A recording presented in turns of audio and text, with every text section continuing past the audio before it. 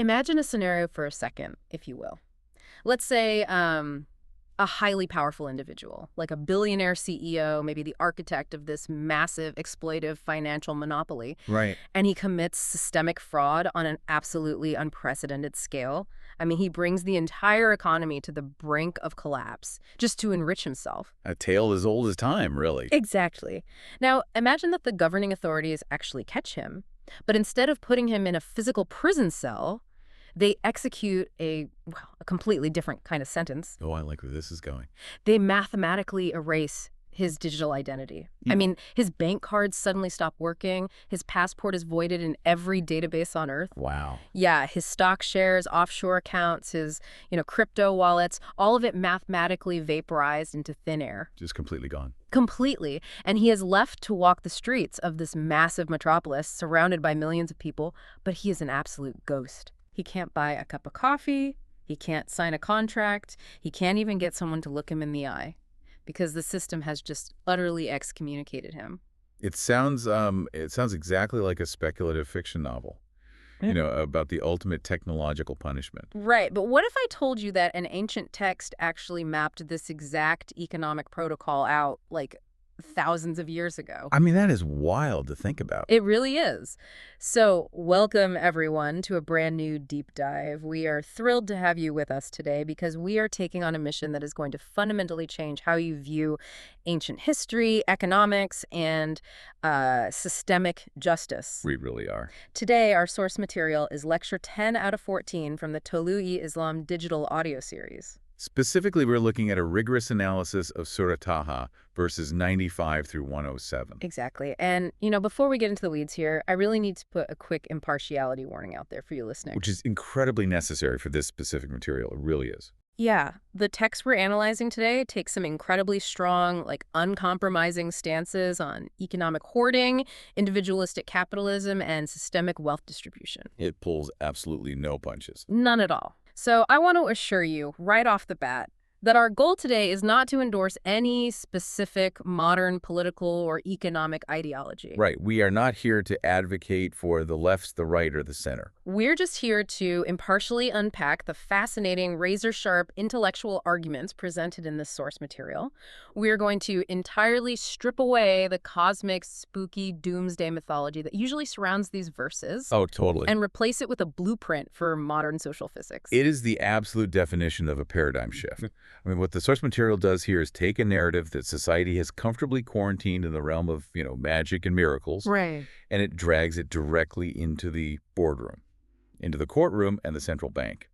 It replaces spells and incantations with forensic accounting and systemic accountability. So let me set the stage and give you the traditional, I guess you call it the Sunday school version of this story. The placeholder myth. Yeah, exactly. The placeholder myth we need to explode right out of the gate. So Moses goes up a mountain for a while. While he's gone, a guy named Samiri decides to build a giant golden calf for the people to worship. Classic story. Right. Moses comes back, sees this, and he is absolutely furious. He yells at Samiri, and then, according to the traditional spooky reading, Moses curses Samiri with a magical disease. Right, a literal touch-me-not spell. Yeah, so that if anyone tries to physically touch Samiri, they get sick, or a magical force field repels them. Which is just so bizarre. It is. And then Moses magically grinds the solid gold calf into dust, throws it in the water, and then, inexplicably, the text jumps to a terrifying apocalyptic scene. Trumpets blowing in the clouds. Literal mountains uprooting from the earth and flying through the air, and the world is ending. It is so chaotic. It sounds like a big-budget superhero movie where the CGI completely takes over in the third act. Yeah, a total mess. And that chaotic, supernatural reading is exactly what the source material dismantles. It calls this reliance on magic a lazy placeholder. And I think we really need to sit with that concept for a moment. Wait, let me stop you there because I want to make sure I'm wrapping my head around this. Why is interpreting it as a miracle lazy? Well, Because for thousands of years, people have looked at these texts specifically for the magic. Isn't the divine intervention supposed to be the whole point? it's a great question, and it gets to the heart of what social physics actually is. The source material argues that when a society loses its technical vocabulary, Okay. like when it forgets how complex legal, economic, and sociological systems actually function, It substitutes magic to fill the gaps in its understanding. Oh, wow. It's cognitively easier to say, a wizard did it with a magic wand than it is to trace the meticulous bureaucratic steps of a systemic revolution. That makes a lot of sense. Think about it. If you took a smartphone back to the 14th century, they wouldn't call it advanced microprocessing and satellite communication. No, they'd call it a magic glowing stone that traps human voices. Exactly. Because magic is the placeholder for mechanics you don't understand yet. That is fascinating. And what this lecture series does is restore the mechanics to the text. Moses isn't a wizard casting spells. He is executing a rigorous forensic audit of a corrupt system. Right. Let's look at the punishment of Samiri, because this is where the source material completely upends the traditional narrative. The text uses the term Misas for Samiri's sentence. Okay, Misas. Now, traditionally, as you said, that gets translated as a magical physical disease, touch me not, but the source strips that superstition away. Misas is not a physical ailment. It is a strict, systemic, financial, and social quarantine. Okay, but let me play skeptic for a second here. Sure. If it's not a magic spell, how does a leader in an ancient nomadic society enforce a financial quarantine? I mean, they don't have digital bank accounts to freeze. How does Moses actually execute Misas without magic? He executes it through the absolute mobilization of the socioeconomic ecosystem. Meaning what, exactly? In an ancient tribal or communal society, your entire existence depends on trade, mutual aid, and social integration. You don't have a supermarket you can just walk into anonymously. Right, you need the community to survive. Exactly. So if the community collectively agrees to sever all economic ties with you, if no one will buy your goods, sell you water, offer you shelter, or even acknowledge your legal right to contract, you are systemically dead. Oh, wow. Moses is instituting a total societal boycott.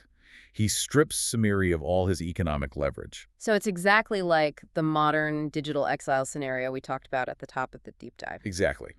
Samiri was a monopolist. He was an exploiter who hoarded the community's wealth, their gold jewelry, their assets, to create an artificial system of power. And he positioned himself at the top of it. Right. He positioned himself as the central, indispensable figure. He essentially created a centralized bank with himself as the only shareholder. Moses doesn't just hit him with a stick. He excommunicates him from the socioeconomic ecosystem entirely. That is absolutely brutal when you think about the mechanics of it. I mean, it's the ultimate systemic bankruptcy. It really is. It's like having your SWIFT banking access permanently revoked on a global scale. You can have all the hoarded assets in the world, but if the market fundamentally refuses to clear your transactions... Your wealth is a hallucination. Exactly. You are just deplatformed from human society. That is precisely the framework. And it's vital to understand why this specific punishment is chosen. Yeah. The source explains that a society built on the principles of universal sustenance. Which is the ideal society here. Right, a society where resources are meant to circulate and nourish the collective. Well, it cannot tolerate a systemic exploiter like a cancer cell. The punishment isn't physical torture in a dungeon. It is the absolute severing of all societal ties. So you wanted to elevate yourself above the community and extract from them. Fine. You are now completely severed from them. Which brings us to a really fascinating confrontation because, Samiri doesn't just sit there and take it quietly. No, he defends himself. Yeah, when Moses interrogates him in Ayat 96, asking him to explain his actions, Samiri offers a defense that I think resonates loudly in modern boardrooms. Oh, definitely. He says, "My soul enticed me," which in the Arabic is salat li nafsi, and he also claims to have seen what they did not see, leading him to take a handful of dust from the messenger's footprint to cast into the idol. This is where the engine of reason in the text really kicks into high gear. Let's start with the dust from the messenger's footprint, because the traditional myth here is just wild. Yeah, the magical dirt. The superstition says Samiri literally found magical dirt from the hoofprint of the angel Gabriel's horse, and that he threw this magical dirt into the fire. And that's what made the golden calf moo like a real cow. Which, again, is the ultimate magic placeholder. It completely avoids dealing with the actual deception at play. Right. The source material decodes this metaphor brilliantly. Samiri wasn't using literal magic dirt. Taking a handful of dust from the messenger's footprint is a linguistic metaphor for hijacking a tiny fraction of the messenger's actual teaching. Think of a footprint. It's a superficial impression left behind by someone walking a true path. Okay, I follow. Samiri took a sliver of divine truth, a small aesthetic piece of the legitimate socioeconomic movement Moses was leading, and he used it to give his own capitalistic exploitative scheme a veneer of religious legitimacy. Oh, that is so insidious. He basically engaged in ancient corporate greenwashing. Yes. He branded his monopoly with a halo. He used the aesthetics of a liberation movement to sell the masses a lie. Exactly. It's like a massive corporation today, launching a PR campaign about how much they care about community inequality while simultaneously lobbying to destroy labor laws and hoard profits. They take the dust of a righteous cause to mask their idol. That is a perfect modern analogy. He weaponized their own reverence against them. But it's his core defense that the source material really zeroes in on. That phrase, "Sawalidli nafsi, my soul enticed me." Right. The source highlights this as the definitive, unvarnished statement of unbridled individualistic capitalism. How so? What Samiri is really saying to Moses is, look, I saw an opportunity to monopolize wealth that the unthinking masses couldn't see. They were gullible, I was smart, I had the vision. So I took the opportunity. Wow. My personal ambition, my intellect, my drive for profit enticed me to exploit the situation. Wait, let me play devil's advocate here for a second. Go for it. Because if I'm a modern listener deeply embedded in a free market society, I might hear Samiri's defense and think, isn't that just entrepreneurship? I mean, he saw market inefficiency, he saw a demand for physical security and religious certainty while Moses was away, and he supplied a product, the golden calf. He aggregated capital. Right. If he was just smarter than everyone else and saw an opportunity they missed, why is he considered a systemic criminal? Isn't it just good business? That is the exact tension the text wants you to confront. And it's why Moses' response is so revolutionary. The source material draws a hard, definitive line between genuine value creation, which nourishes a society, and predatory extraction, which drains it. Okay, so creating a product versus draining the community. Exactly. Yeah. Samiri didn't create new value. He manipulated existing resources, the gold of the people, into a mechanism of psychological control. He engineered a monopoly. And Moses completely rejects this predatory, unproven assertion of personal entitlement. So Moses is essentially saying that intelligence and market savvy do not grant you the right to bypass the systemic rights of other human beings. Precisely. This raises a crucial question for the listener. Does an intellectual advantage give you moral cover for systemic exploitation? And the text says no. A hard no.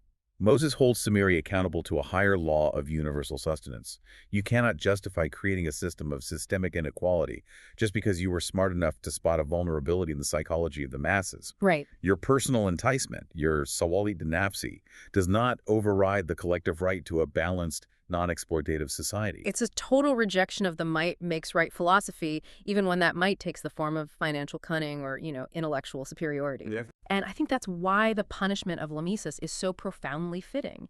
Because if Samiri's entire philosophy is based on his individual superiority over the collective, Moses gives him exactly what he asked for.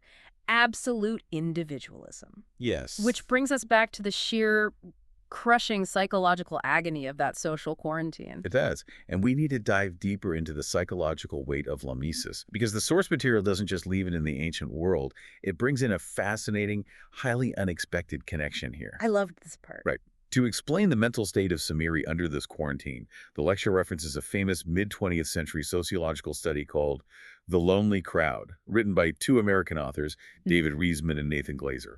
Right, The Lonely Crowd. That's a classic sociological text from the 1950s. Yeah. But how on earth does a post-WWII study of American corporate culture connect to an ancient text about a guy building a golden calf?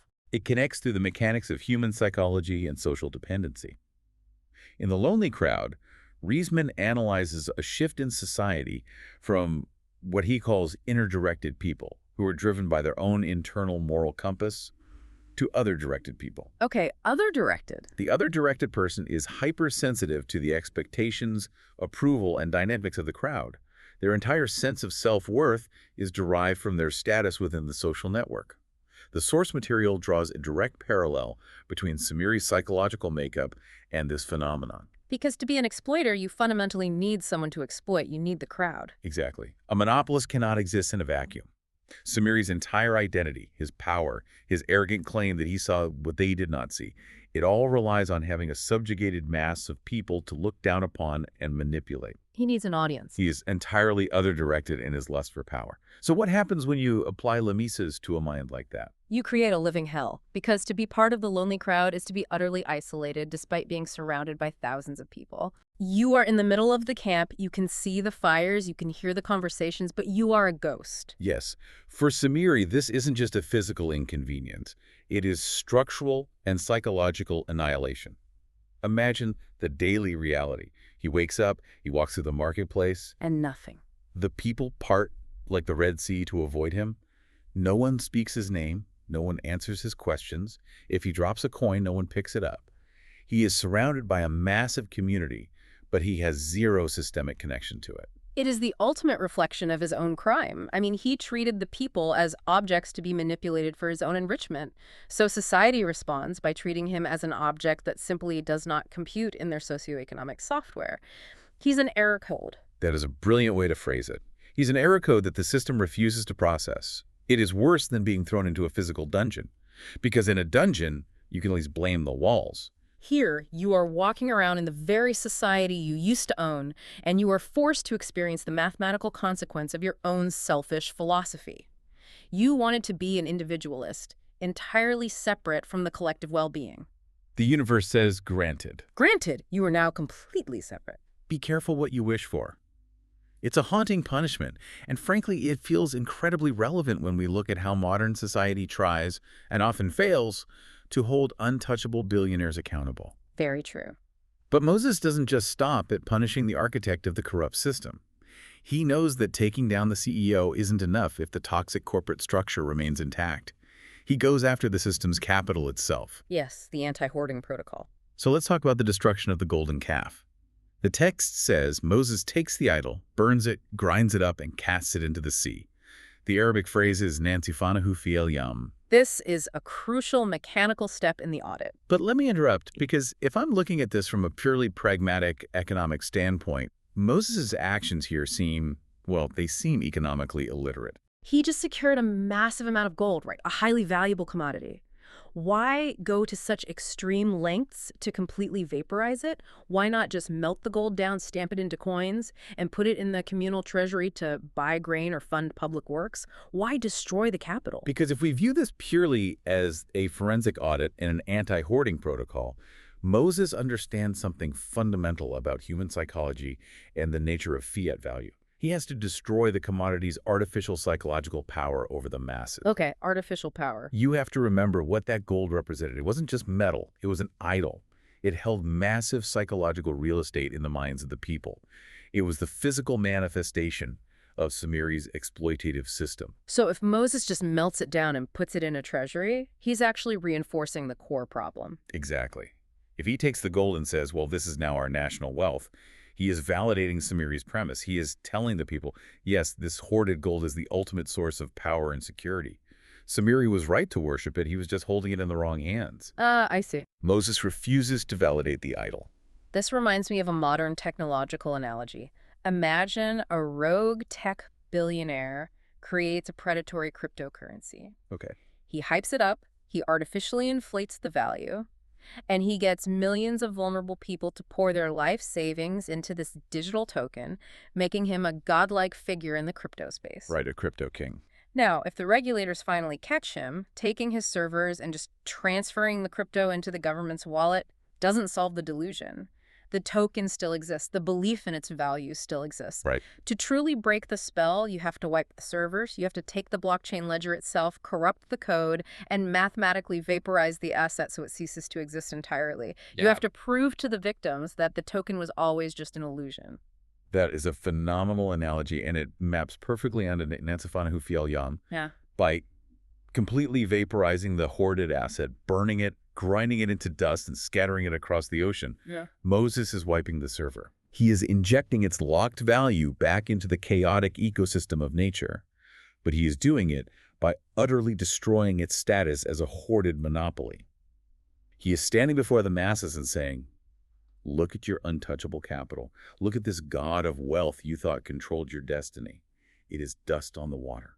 He breaks the psychological spell of capitalism that Samiri had cast over them. It's not just physical destruction, it's ideological destruction. Precisely.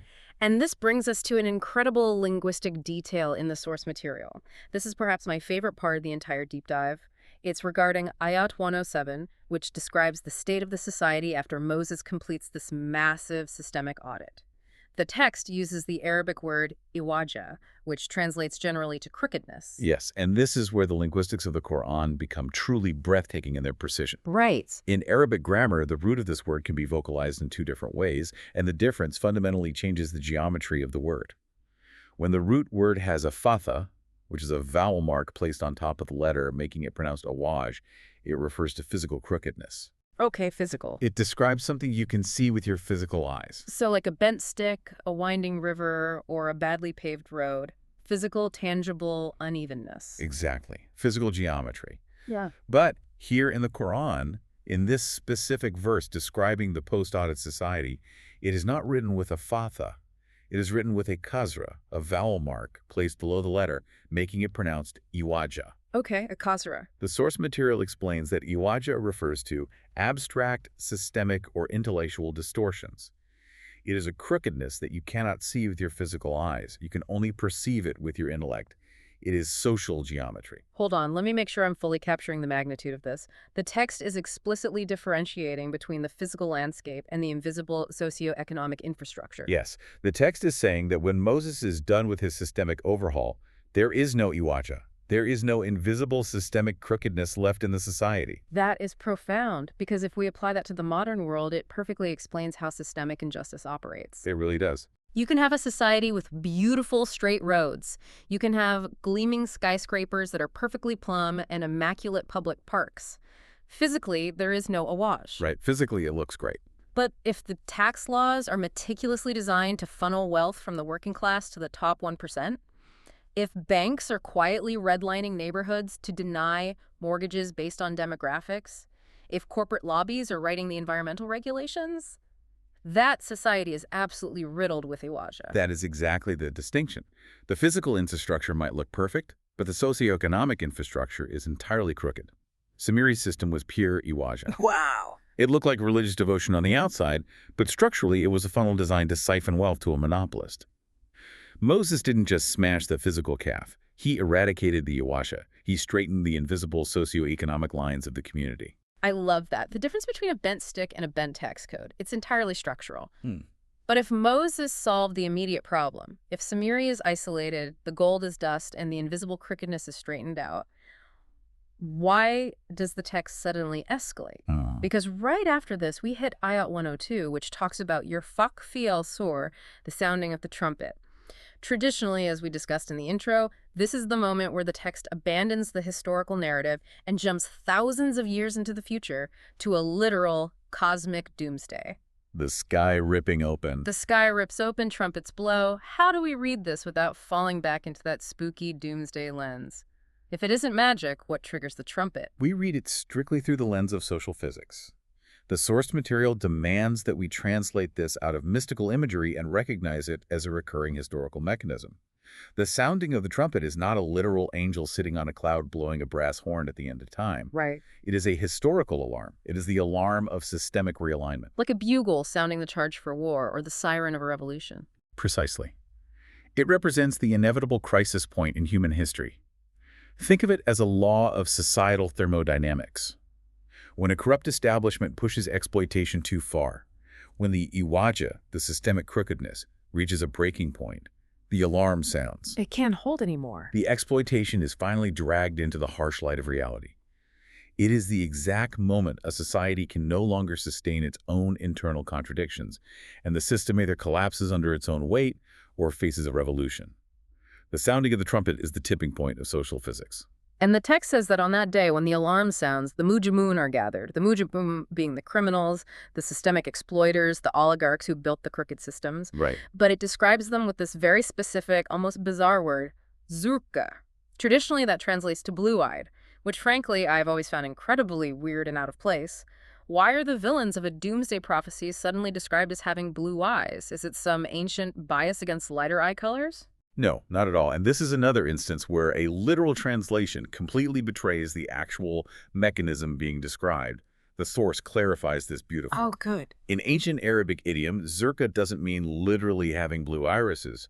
It is a physiological description of systemic panic.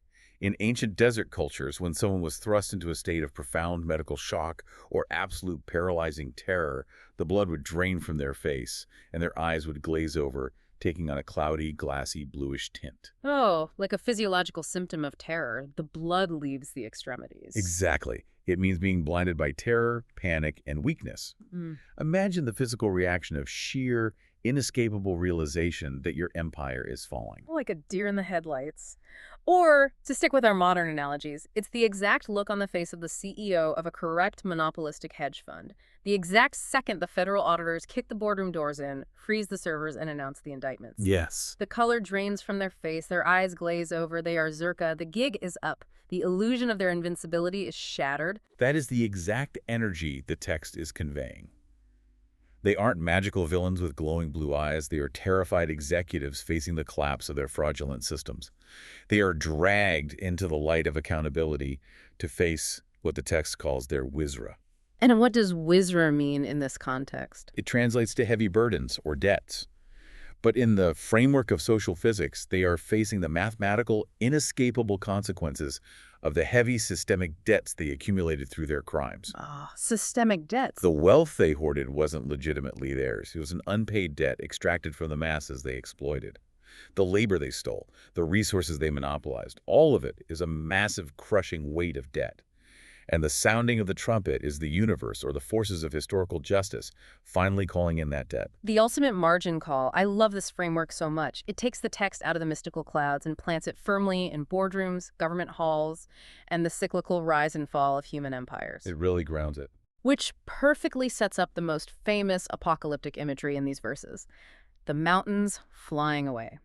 Ayat 105 says the mountains will be uprooted, they will fly away, and they will turn to dust.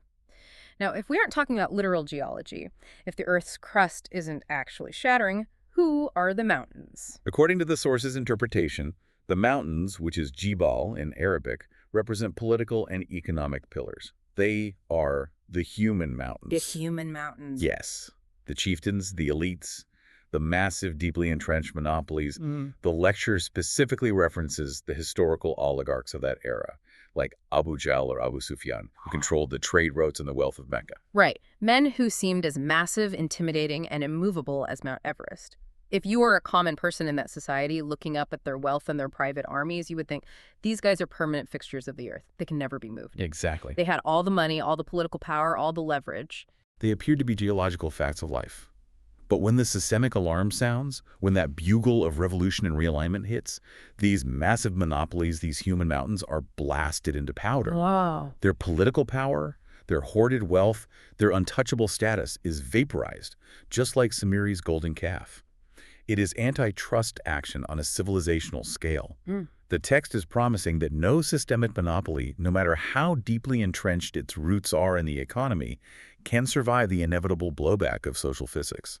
And the result of these monopolies being blasted away is described in Ayats 106 and 107. The text uses the phrase Kasan Safsafa, a completely leveled plain, a smooth expanse with no yawaja, no invisible systemic crookedness, and no amta, no physical unevenness. And here we must firmly and absolutely reject the bizarre, superstitious idea of a literal flat Earth at the end of time. Let's be very clear about that. There are literalist interpretations that suggest the globe is physically going to be ironed out like a shirt, removing all the geological mountains and valleys so the Earth is just a giant smooth billiard ball. Which makes zero sense geographically or logically. Exactly. Concept Safa is not a geological prediction. It is the absolute ultimate goal of social physics. It is pure, unadulterated economic and systemic leveling. So, to listening at home, trying to visualize this, imagine a society where systemic protections are so incredibly robust and so perfectly aligned with the laws of universal sustenance that they actively prevent anyone from towering over the masses to exploit them. Right. There are no peaks of billionaire oligarchs casting dark economic shadows over everyone else. There are no corporate mountains monopolizing the horizon. And equally important, because true equity is a two-way street, there are no valleys of destitute poverty. No one sinks into the invisible ravines of homelessness, starvation, or systemic neglect. The socioeconomic terrain is smooth, fair, and navigable for everyone.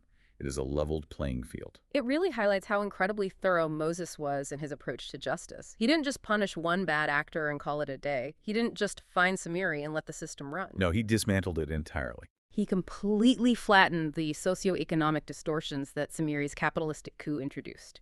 He left no physical trace of the gold and no psychological trace of the exploitation.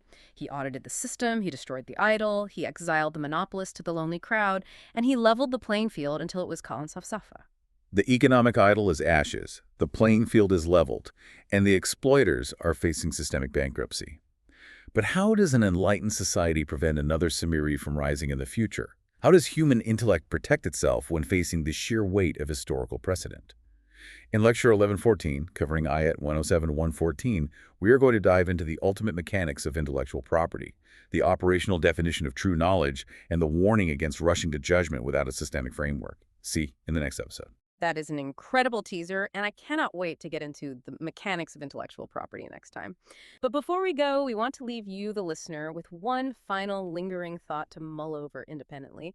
We've talked extensively today about how Moses burned the physical gold of his era to break its psychological hold over the masses. He had to destroy the physical ledger to free their minds. So what is the golden calf of our modern, purely digital financial era? And more importantly, if wealth today isn't heavy metal, but just invisible code floating in cloud servers and algorithmic trading bots, what kind of ocean do we need to cast it into to truly level the playing field today? What does it look like to vaporize an invisible idol? Think about that. Until next time, thanks for diving deep with us.